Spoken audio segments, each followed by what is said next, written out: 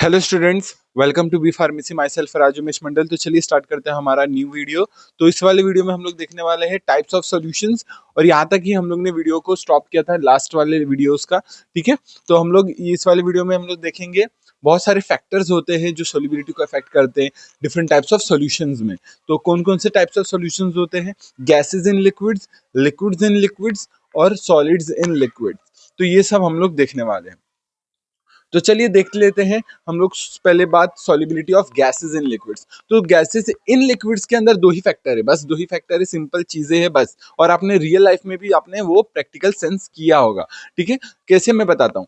तो pressure pressure जैसे जैसे बढ़ाते जाओगे गैस उतनी सॉल्युबिलिटी उसकी बढ़ती चली जाएगी पर्टिकुलर सॉल्वेंट के अंदर। जैसे स्प्राइट आपने देखा होगा, कोई भी कोल्ड कोल्ड ड्रिंक्स ये सब होते हैं तो उसमें क्या होते हैं, वो हाईली प्रेशर, बॉटल कितना टाइट होता है आप दबा के देखोगे तो बॉटल बहुत टाइट होता है, वो कोल्ड कंडीशंस में स्टोर करते हैं। क्यों? क्योंकि वो जो गैस की सॉल्युबिलिटी है कोल्ड कंडीशंस में ज्यादा रहती है और ना हाईली प्रेशराइज्ड होता है। ठीक है, हाईली प्रेशराइज्ड बॉटल होता है, मतलब जो बॉटल आपने देखा होगा दबा करके बहुत हार्ड बॉटल हो जाता है। ठीक है, तो हाईली प्रेशराइज्ड होता है, जैसे ही ढक्कन खोलोगे वैसे स्क्वीज जैसे साउंड आता है। ठीक है, तो क्या होता है, तो वो जो गैस होता है तो रिलीज हो जाता है, क्योंकि प्रेशर रिलीज हो जाता है। ढक्कन खोलते तो प्रेशर रिलीज, तो गैस बाहर आ जाता है और in the form of bubble हम लोग को दिखता है। ठीक है, तो हम लोग क्या बात कर रहे हैं कि जो प्रेशराइज्ड करके गैस को ना डिसॉल्व किया जाता है लिक्विड्स के अंदर, ज्यादा अमाउंट में गैस को डिसॉल्व किया जाता है। अब as a temperature increases solubility decreases. Again वही चीज है, अगर कोल्ड ड्रिंक्स को बाहर रख दोगे बिना रेफ्रिजरेटर के तो देखोगे कि उसमें बबल्स मतलब एकदम खराब हो जाता है। खराब सा मतलब कोई गैस नहीं रहता उसके अंदर। तो और जैसे ही उसको कोल्ड कंडीशन में रखोगे तो क्या हो जाता है, हाई मतलब कोल्ड कंडीशन में उसकी सॉल्युबिलिटी भी ज्यादा रहती है और गैस डिसॉल्व जैसे भी रहता है बॉटल के अंदर। ठीक है, तो टेम्परेचर की इनवर्सली प्रोपोर्शनल, प्रेशर के डायरेक्टली प्रोपोर्शनल। बस अब बात करते हैं हम लोग लिक्विड्स एंड लिक्विड्स के बारे में। हो गया वो हमारा गैसेस एंड लिक्विड्स। अब बात करते हैं solubility of liquids and liquids. तो इसमें एक टर्म आता है miscibility. Miscibility liquids and liquid system के लिए होता है, याद रखना। Mutual solubility liquids and liquids के बीच में जब हम सॉल्युबिलिटी की बात करते हैं उसको बोलते हैं मिसिबिलिटी। ठीक है, अब बात करते हैं दो लिक्विड्स कभी भी मिसिबल भी हो सकते हैं, पार्शियली मिसिबल भी हो सकते हैं। कंप्लीटली मिसिबल में बहुत सारे पोलर्स जैसे अल्कोहल वाटर, ये आप रीड करके देख सकते हो, सिंपल है। ये सब चीजें आपको रीड करनी चाहिए, इसलिए मैं थोड़े थोड़े बीच बीच में छोड़ के जा रहा हूँ जो सिंपल चीजें हैं। ठीक है, अल्कोहल वाटर क्या बनाता है? Hydro alcoholic. ये वोलेटाइल ऑयल वाटर क्या बनाता है? Aromatic waters. Volatile oils and alcohols क्या बनाते हैं? Spirit elixirs. तो एलिक्सर से सब बनाते हैं। और अगर बात करूं मैं ये solubility in liquids and liquids की आगे की, तो कंप्लीटली मिसिबल्स होते हैं, पार्शियली मिसिबल्स होते हैं। और ये देखो, पार्शियली मिसिबल में हम लोग एक चीज पढ़ेंगे, जैसे ऑयल एंड वाटर हो गया, वाटर एंड हेक्सेन हो गया, जहां पर ना ये जो ए बॉन्ड है, जो सोल्यूट सोल्यूट या सॉल्वेंट सॉल्वेंट के बीच में जो बॉन्ड होते हैं पार्शियली मिसिबल में, वो ज्यादा होता है as compare to A B के बीच में। जो हमारा सॉल्यूशन बनने वाला उसके कंपैरिजन में इंडिविजुअल कंपोनेंट्स के बीच के अंदर जो ये इंटरमोलिकुलर फोर्सेस है वो ज्यादा रहती है। वैसे इस कंप्लीटली मिसिबल की बात करूं तो वहां पर सॉल्यूशन के अंदर जो हमारा सॉल्यूशन मीन सॉल्यूट सॉल्वेंट के बारे में बात करो, सॉल्यूट और सॉल्वेंट के जो इंटरेक्शंस है वो कंप्लीटली मिसिबल में ज्यादा होते हैं as compare to individual components. जैसे सॉल्यूट सॉल्यूट या सॉल्वेंट सॉल्वेंट के बीच के इंटरेक्शन से ज्यादा होता है as compare to solute solvent के। ठीक है, देखो ए बी इंटरेक्शन ज्यादा है as compare to individual A B B, उससे ज्यादा है, इसलिए ये कंप्लीटली मिसेबल हो जाते हैं।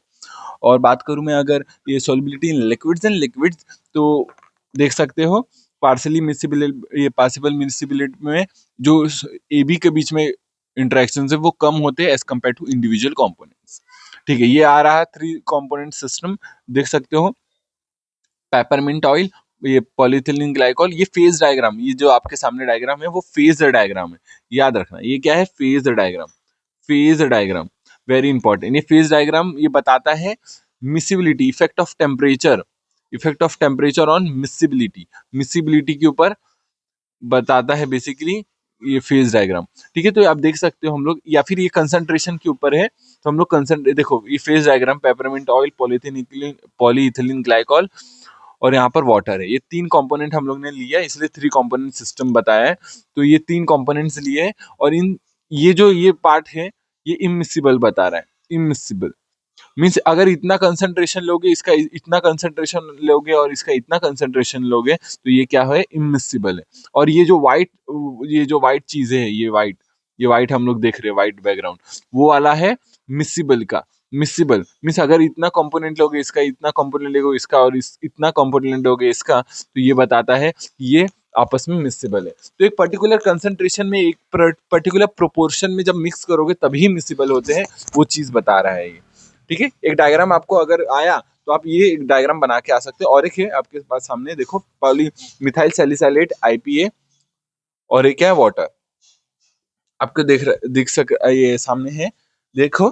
और देखो इमिसिबल का जोन ये रहा, मिसिबल का जोन ये रहा। मतलब अगर इतना कंसंट्रेशन लोगे, इसका इतना कंसंट्रेशन लोगे, ठीक है, तो ये मिसिबल कहलाया जाता है। इसका अगर इसका इतना कंसंट्रेशन, ये पर्टिकुलर कंसंट्रेशन पे आपको क्या करना है, ये डायग्राम बना के आना है। पर्टिकुलर कंसंट्रेशन मीन्स कौन से प्रोपोर्शन पे ही ये मिसिबल होते हैं और कौन कौन से प्रोपोर्शन वो इमिसिबल होते हैं। ये 3 कंपोनेंट सिस्टम है। ठीक है, सॉलिड। अब बात करते हैं हमारा मेन टॉपिक, इसके अंदर आ जाता है solubility of solids in liquids, पढ़ते हैं। अब सॉलिड्स एंड लिक्विड्स की सॉल्युबिलिटी कौन कौन से फैक्टर्स है, चलिए देखते हैं। तो पहला फैक्टर आता है सॉलिड का, दैट इज साइज। जितना साइज कम उतना सरफेस एरिया ज्यादा, उतना सरफेस एरिया ज्यादा तो वो रिएक्शन कर सकता है हमारे सॉल्वेंट के साथ, सोल्यूट अपने सॉल्वेंट के साथ रिएक्शन कर सकता है। जितना ज्यादा सरफेस एरिया रहेगा और उतनी ज्यादा ही सॉल्युबिलिटी रहेगी। ठीक है, वही चीज दे रखा है। बात करते हैं हम लोग उसके अंदर ही, साइज के अंदर, पार्टिकल साइज के अंदर ही ये इक्वेशन आता है, इंपॉर्टेंट है, बना के आना है तभी आपको पूरे मार्क्स मिलेंगे। ठीक है, तो ये सॉल्युबिलिटी, ये इक्वेशन है, S log is equal to S upon S naught. ये आपको देखना है और क्या टर्म के मीनिंग है वो आपको रीड करना है, लेकिन ये आपको पार्टिकल साइज में ये इक्वेशन बना के आना है। ठीक है, बात करते हैं solubility of solids molecular size के बारे में। अब मॉलिक्यूलर साइज के बारे में बात कर लेते हैं। मॉलिक्यूलर साइज की बात करें तो will affect the solubility, will affect the solubility. Molecular size कैसे अफेक्ट करता है सॉल्युबिलिटी को, चलिए देखते हैं। जितना ज्यादा, larger the molecule higher its molecular weight, lesser the soluble is the substance. Means जितना ज्यादा बड़ा मॉलिक्यूल रहेगा उसका मॉलिक्यूलर वेट उतना ज्यादा रहेगा और उतना ही कम वो सॉल्युबल रहेगा पर्टिकुलर सॉल्वेंट के अंदर, याद रखना है। ठीक है, larger the molecule more is difficult to surround with the solvent in order to solvate the substance. तो सॉल्वेंट की जो मॉलिक्यूल्स है उसको सराउंड करने के लिए उतना टाइम लगेगा, उतना डिफिकल्ट होगा अगर बड़ा मॉलिक्यूल रहेगा। ठीक है, in case of organic compound the amount of carbon branching will increase the solubility. और जितना ज्यादा ब्रांचिंग पड़ेगा उतनी ज्यादा सॉल्युबिलिटी बढ़ेगी। Since the more branching will reduce the size और ऑफ द मॉलिक्यूल। बिल्कुल, ब्रांचिंग है तो साइज कम हो जाएगा as compare to the state. तो स्टेट के कंपैरिजन में ब्रांच का क्या हो जाएगा, साइज कम हो जाएगा। ब्रांच का साइज कम तो उसकी सॉल्युबिलिटी ज्यादा हो जाएगी, make it easier to solvent. ठीक है, सॉल्वेट। स्टार्ट करते हैं तीसरा फैक्टर। पहला हम लोग ने पढ़े पार्टिकल साइज, फिर मॉलिक्यूलर वेट बोल लो या मॉलिक्यूलर साइज बोल लो। अब बात करते हैं हम लोग third factor, that is boiling point. Boiling point means, अब क्या होता है देखो, both reflect the strength of the interaction between the molecules in pure liquid और pure solvent. In general the aqueous solubility decreases with increase in the boiling point, melting point. अगर boiling point बढ़ाओगे, melting point बढ़ाओगे तो solubility कम पड़ चली जाएगी। देखो, solubility decreases with increasing in the boiling point, melting point, ये आपको बना के आना है। देखो, ये इन जनरल बता रखा है, कुछ कुछ कंपाउंड्स के आपको बॉइलिंग पॉइंट, मेल्टिंग पॉइंट दे रखा है, सॉल्युबिलिटी दे रखा है। तो जैसे जैसे देखो बॉइलिंग पॉइंट बढ़ रहा है वहां पर सॉल्युबिलिटी डिक्रीज हो रही है। आपको यहाँ नहीं समझिएगा, ये देखो, जैसे जैसे बॉइलिंग पॉइंट बढ़ रहा है सॉल्युबिलिटी डिक्रीज होती चली जा रही है, आप देख सकते हो साइड बाय साइड। ठीक है, वैसे ही melting point, same melting point का जैसे जैसे मेल्टिंग पॉइंट बढ़ाओगे सॉल्युबिलिटी डिक्रीज करती चली जाएगी। इसमें सॉल्युबिलिटी ना सीधा डायरेक्ट नहीं दे रखा है, इसमें मास पर वॉल्यूम दे रखा है, मास पर वॉल्यूम दे रखा है। तो देखो, नीचे डायमीटर जितना ज्यादा उतनी सॉल्युबिलिटी कम, याद रखना, जितना डिनोमिनेटर ज्यादा उतनी सॉल्युबिलिटी कम, याद रखना। तो ये भी मेल्टिंग पॉइंट भी बढ़ाओगे तो सॉल्युबिलिटी भी डिक्रीज होती चली जाएगी। क्लियर है, चलो आगे बात करते हैं इन्फ्लुएंस ऑफ सब्स्टिट्यूएंट्स। अब सब्स्टिट्यूएंट्स पे इन्फ्लुएंस, ये भी 10 मार्क्स का, ये पूरे जो फैक्टर अफेक्टिंग पढ़ रहे हैं हम लोग 10 मार्क्स का आता है, याद रखना। क्वांटिटेटिव, ये सिलेबस देखो तो उसमें टर्म है क्वांटिटेटिव फैक्टर्स अफेक्ट मतलब क्वांटिटेटिवली आप कैसे अफेक्ट कर पाओगे सॉल्युबिलिटी को। देखो अब बात करते हैं हम लोग इन्फ्लुएंस की सब्स्टिट्यूएंट्स। अब मान लो कोई सब्स्टिट्यूएंट है पोलर, हाइड्रोफोबिक या हाइड्रोफिलिक है, उस पे भी डिपेंड करता है हमारी सॉल्युबिलिटी। ठीक है, तो अगर हाइड्रोफोबिक या पोलर ग्रुप्स जुड़ गए तो सॉल्युबिलिटी फटाक से बढ़ जाएगी। ठीक है, वही चीज लिखा है, अगर पोलर ग्रुप्स ज्वाइंट है तो उसका सॉल्युबिलिटी हाई हो जाएगा, नॉन पोलर ग्रुप्स है तो लो सॉल्युबिलिटी का करेगा। और आयोनाइजेशन अगर हो रहा है सॉल्युबिलिटी का तो वो क्या होता है, इंक्रीजेस सॉल्युबिलिटी। और जैसे और हाइड्रोफिलिक अगर मैं बात करूं, अगर कोई सब्स्टिट्यूएंट में क्या याद रखना है, अगर कोई सब्स्टिट्यूएंट पोलर है उसकी सॉल्युबिलिटी ज्यादा, नॉन पोलर है तो सॉल्युबिलिटी कम। अगर वो ये सब्स्टिट्यूएंट आयोनाइज हो रहा है तो उसकी सॉल्युबिलिटी ज्यादा। तो वो चीज आपको ध्यान रखना है बस। अब बात करते हैं हम लोग, ये देखो यहाँ पर ये एग्जाम्पल के थ्रू हर एक चीजों का, जैसे मैंने पार्टिकल साइज में इक्वेशन बताया, इसमें मैं बता रहा हूँ देखो पार्टिकल, और एग्जाम्पल सबका याद रखना, हर एक फैक्टर का एग्जाम्पल भी याद रखना, तभी पूरे मार्क्स मिलेंगे, तो आधे अधूरे मिलेंगे। ठीक है, याद रखना इंपॉर्टेंट है। तो देखो आपको दिख रहा है ये, देखो यहाँ पर क्या है, डाईहाइड्रोक्सी बेंजीन का है, डिफरेंट डिफरेंट इसके आइसोमर्स है, ऑर्थो, मेटा, पैरा। तो इसमें सॉल्युबिलिटी देख सकते हो कि इसका 4 है, इसका 9 है, इसका 0.6 है, तो सबसे ज्यादा इसकी सॉल्युबिलिटी क्यों। अब मान लो देखो मैं एक्सप्लेन कर देता हूं इसका। ये क्या बना सकता है, inter molecular hydrogen bonding, inter molecular hydrogen bonding, inter molecular बना सकता है। ये बना रहा है इंटरा, इंट्रा मॉलिक्यूलर बना सकता है हाइड्रोजन बॉन्डिंग। ठीक है, डिफरेंट डिफरेंट। तो और ये रहा मेटा, ये कुछ नहीं बनाएगा, तो इसके लिए इसकी सॉल्युबिलिटी सबसे ज्यादा है, क्योंकि कुछ बनाएगा नहीं तो सीधा रिएक्ट करेगा हमारे सॉल्वेंट के साथ रिएक्ट करेगा। ठीक है, किसके साथ रिएक्ट करेगा, हमारे सॉल्वेंट्स के साथ रिएक्ट करेगा। बेसिकली बस इतना ही ध्यान रखना है हम लोग को। क्लियर है यहाँ तक। बात करते हैं टेम्परेचर की, स्टार्ट करते हैं टेम्परेचर की। टेम्परेचर क्या बताता है हमें, टेम्परेचर बताता है हमें दैट इज अफेक्ट करता है टेम्परेचर एज अ, देखो एंडोथर्मिक, इसमें दो टर्म आते हैं। अगर रिएक्शन हमारा एंडोथर्मिक है तो टेम्परेचर बढ़ाओगे सॉल्युबिलिटी बढ़ेगी। अगर हमारा एक्सोथर्मिक रिएक्शन जिसमें एनर्जी रिलीज हो रही है तो टेम्परेचर बढ़ाओगे सॉल्युबिलिटी डिक्रीज होगी। इसमें ये वाला इतना ही ध्यान रखना और कुछ नहीं, नथिंग। ठीक है, बात करते हैं क्रिस्टल प्रॉपर्टीज। क्रिस्टल प्रॉपर्टीज में आता है पॉलीमॉर्फिज्म, या मान लो क्रिस्टल प्रॉपर्टी मतलब क्या है कि अगर ये कोई भी पॉलीमॉर्फ्स क्या होता है, अगर कोई भी ये मॉलिक्यूल एक से ज्यादा, कोई भी ड्रग एक से ज्यादा क्रिस्टलाइन स्ट्रक्चर में प्रेजेंट होता है, क्रिस्टलाइन स्ट्रक्चर में प्रेजेंट होता है, उसको बोलते हैं पॉलीमॉर्फिज्म। तो पॉलीमॉर्फिज्म ये क्या करता है, अफेक्ट करता है सॉल्युबिलिटी, क्योंकि कोई मान लो कोई मतलब एक दो तीन, ये तीन क्रिस्टलाइन स्ट्रक्चर है एक पर्टिकुलर ड्रग का। ठीक है, ड्रग का, एक पर्टिकुलर ड्रग का तीन क्रिस्टलाइन स्ट्रक्चर है। तो मान लो ये वन वाला सबसे ज्यादा सोल्यूबल है और ये थर्ड वाला सबसे लीस्ट सोल्यूबल है और ये वाला मीडियम सोल्यूबल है। तो वही चीज बता रहा है कि डिफरेंट क्रिस्टलाइन स्ट्रक्चर फॉर्म में भी डिफरेंट डिफरेंट सोल्युबिलिटी होती है। ठीक है, तो ये भी अब और अमॉर्फस, अमॉर्फस वाले सॉल्वेंट्स अमॉर्फस फॉर्म है या ये क्रिस्टलाइन फॉर्म है तो डिफरेंट डिफरेंट सॉल्युबिलिटी होता है। या मेटा स्ट्रक्चर है तो मेटा स्ट्रक्चर की सॉल्युबिलिटी ज्यादा होती है। अमॉर्फस की अनस्टेबल होते हैं अमॉर्फस, तो उसकी भी स्टेबिलिटी ज्यादा होती है, क्योंकि स्टेबल रहेगा तो उतनी सॉल्युबिलिटी कम रहेगी, उसकी रिएक्ट नहीं करेगा।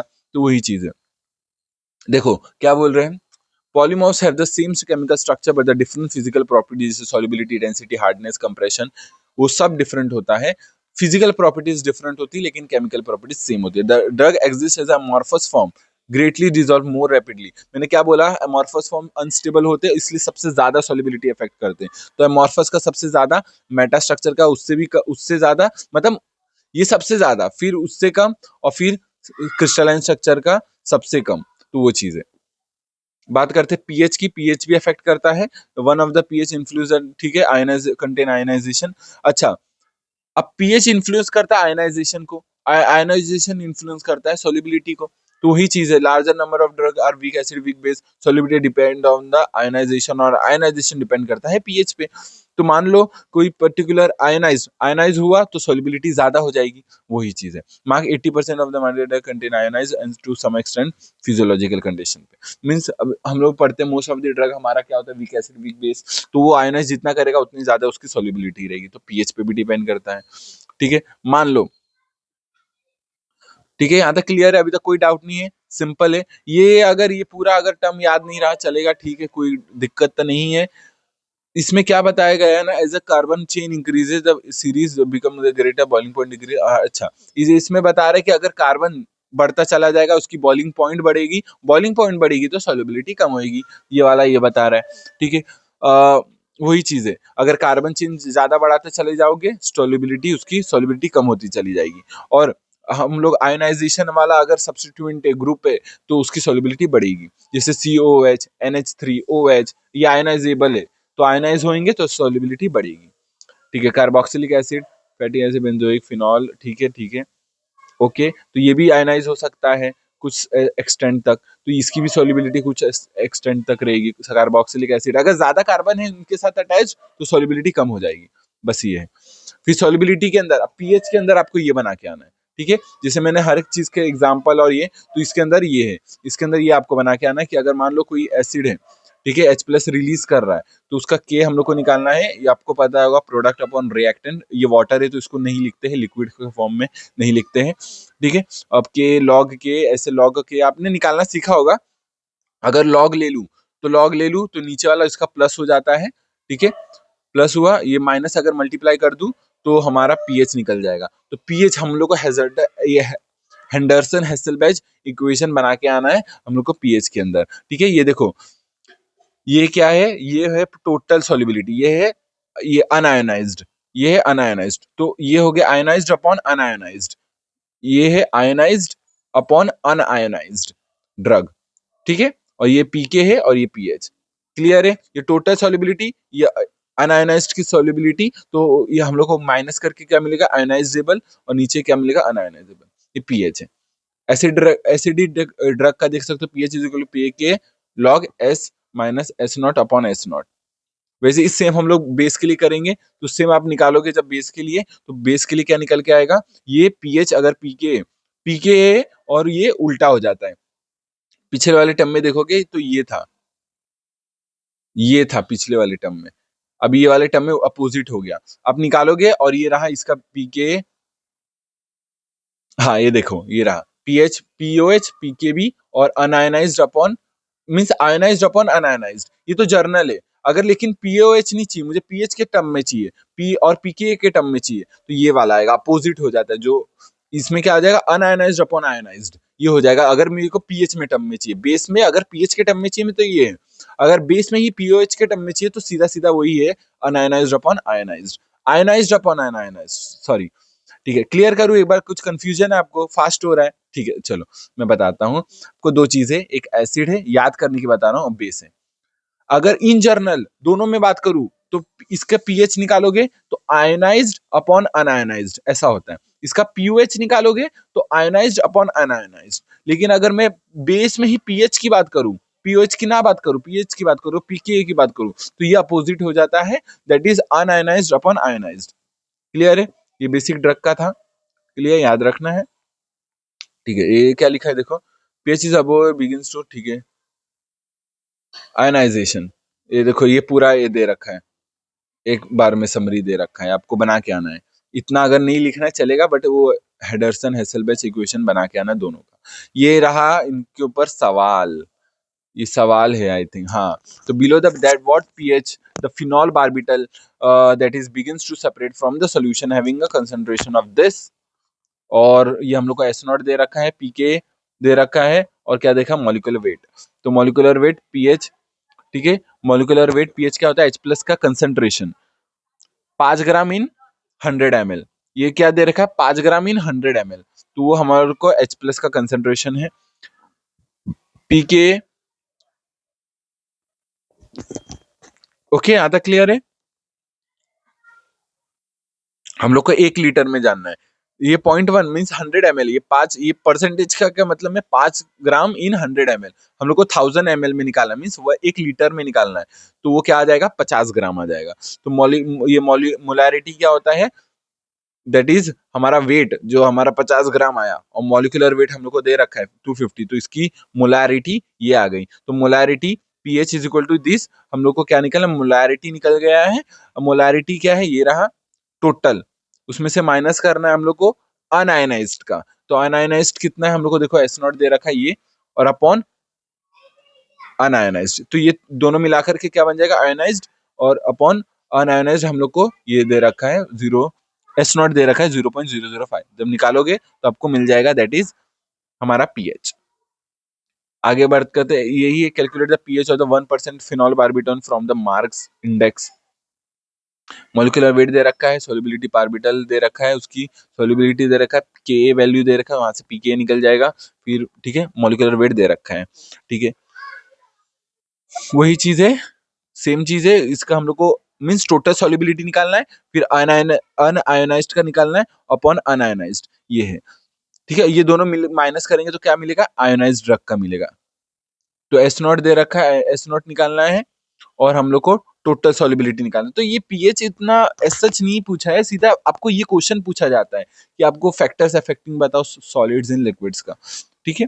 आप देख सकते हो, फिर भी आप देखोगे समझ में आ जाएगा आपको, पूरा कुछ नहीं ऐसा इतना वो है, समझ में आ जाएगा, ठीक है। इस पे ज्यादा इसलिए फास्ट भगा रहा हूँ कि इस पे ज्यादा ऐसा नहीं, आपको एक ओवरऑल टर्म पूछा जाता है, ऐसा सवाल कम पूछा जाता है, या फिर ये सवाल जो पीएच का है वो यूनिट 5 से आता है बेसिकली, ठीक है। क्लियर है यहां तक, अभी तक कोई डाउट नहीं है ना?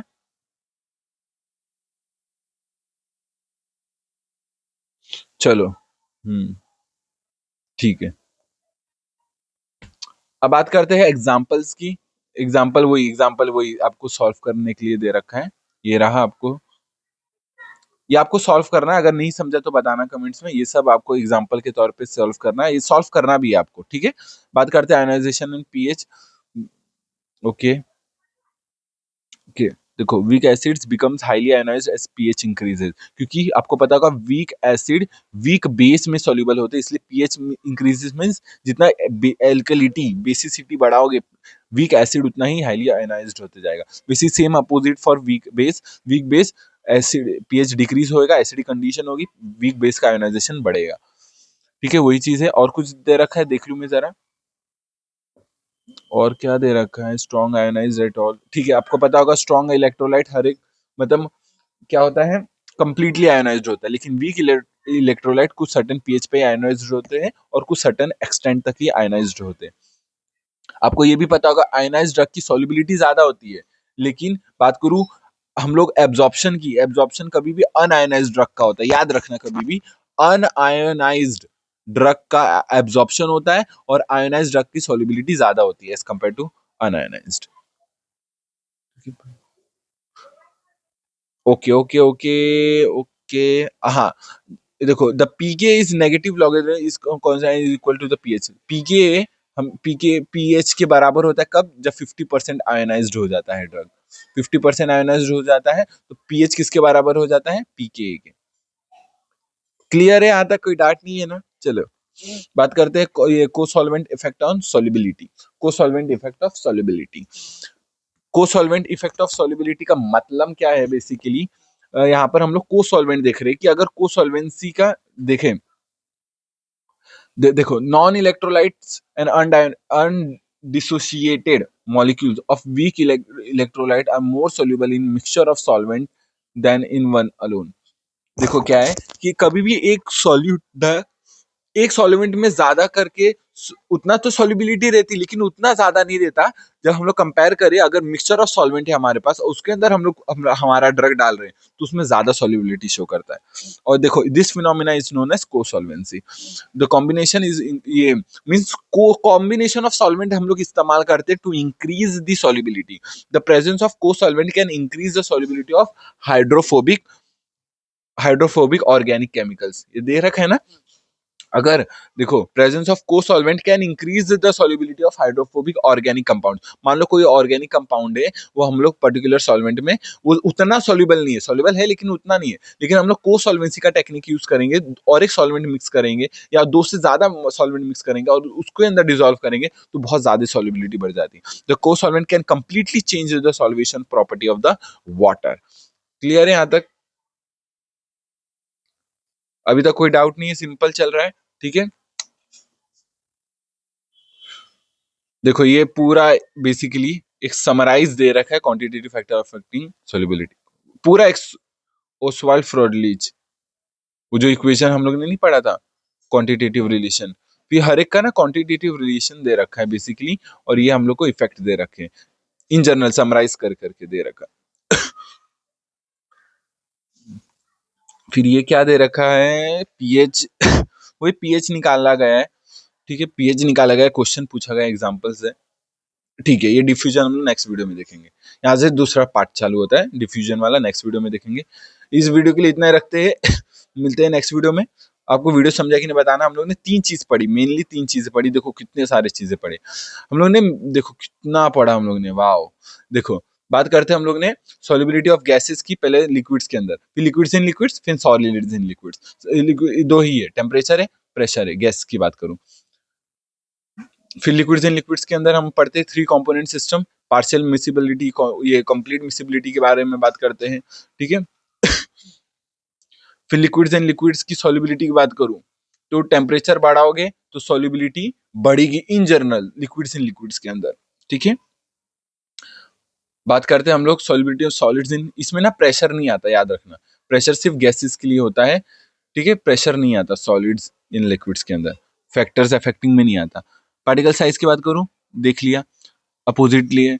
फिर मॉलिक्यूलर साइज की बात करूं, अगेन देख लिया, अगर वेट बढ़ेगा तो सॉल्युबिलिटी कम होती जाएगी। मॉलिक्यूलर मेल्टिंग पॉइंट और बॉइलिंग पॉइंट की इनवर्सली प्रोपोर्शनल होता है, याद रखना। फिर सब्स्टिट्यूएंट अगर पोलर है या आयोनाइज हो रहा है तो सॉल्युबिलिटी ज्यादा है, ठीक है। टेम्परेचर के अगर एंडोथर्मिक है तो टेम्परेचर बढ़ाने से सॉल्युबिलिटी बढ़ेगी, एक्सोथर्मिक टेम्परेचर बढ़ाने से सॉल्युबिलिटी कम होगी, ठीक है। क्रिस्टल प्रॉपर्टीज, अगर पॉलीमॉर्फिज्म है तो एक पर्टिकुलर क्रिस्टलाइन ये स्ट्रक्चर ज्यादा सॉल्युबिलिटी शो करता है, ठीक है। अमॉर्फस फॉर्म भी ज्यादा सॉल्युबिलिटी शो करता है as compare to crystalline form. Amorphism polymorphism समझा ना, कि बहुत सारे क्रिस्टलाइन स्ट्रक्चर होते हैं, उसमें से कुछ पर्टिकुलर स्ट्रक्चर्स ना ज्यादा ही सॉल्युबिलिटी शो करते हैं, इसलिए तो बोल रहे फिजिकल प्रॉपर्टीज अलग होती है, केमिकल प्रॉपर्टीज सेम होती है। पीएच की बात करूँ तो वही हेंडरसन हेसलबैच इक्वेशन आपको बनाना है बेस के लिए, एसिडिक के लिए, और बताना है कि आयनाइजेशन डिपेंड करता है, ड्रग का सॉल्युबिलिटी आयनाइजेशन पे डिपेंड करता है, और आयनाइजेशन डिपेंड करता है पीएच पे, ये याद रखना। बस फिर यही चीज पढ़े हम लोग ने। ये देखो ये पूरा फिर कैलकुलेशंस आए, ये आपको देखना है, होमवर्क है आपको घर पे देखना है, पीडीएफ चाहिए रहेगा तो बताना, मैं आपको दे दूंगा, फिर आप सॉल्व करना घर पे, नहीं समझा तब बताना, ठीक है। बात करते हैं हम लोग को सॉल्वेंट्स, अगर कोई drug particular drug less soluble है पर्टिकुलर सॉल्वेंट में तो एक सॉल्वेंट डालेंगे जिसके अंदर वो मिक्सचर ऑफ सॉल्वेंट के अंदर उसकी सॉल्युबिलिटी बढ़ जाएगी, को सॉल्वेंट टेक्निक। इस पे भी एमसीक्यूज आया है, याद रखना, इस पे एमसीक्यूज आया है ये वाले सेम में, देख सकते हो पेपर उठा करके, ठीक है। ये रहा ये इन जनरल आपको समरी, ये रहा, ये सब क्वेश्चन है आपको करने हैं, नहीं समझ में आए तो बताना। डिफ्यूजन वाला नेक्स्ट वीडियो में देखेंगे, तो इस वीडियो के लिए इतना ही रखते हैं, मिलते हैं नेक्स्ट वीडियो में, तब तक के लिए टेक केयर, जय हिंद जय भारत, बाय। अगर कुछ डाउट रहा बताना कमेंट्स में या व्हाट्सएप या टेलीग्राम ग्रुप पे। मिलते हैं नेक्स्ट वीडियो में, तब तक के लिए टेक केयर, जय हिंद जय भारत, बाय।